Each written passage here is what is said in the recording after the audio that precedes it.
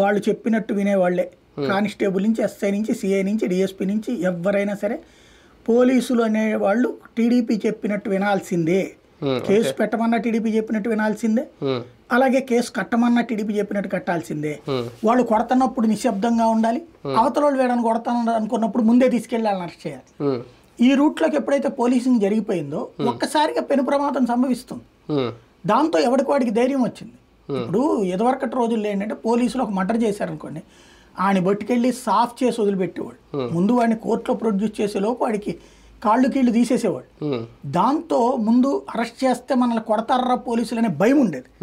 ఇప్పుడు ఈ 10-15 ఏళ్ల కాలంలో మనకి రాష్ట్ర విభజన తర్వాత జరిగింది ఏంటంటే, ఎవరినన్నా ముట్టుకున్నారంటే గనక కోర్టులలో దాని మీద ఇట్లా తన్నారు మమ్మల్ని అనేటటువంటి దాంతో కోర్టులకి కేసులు వేస్తున్నారు.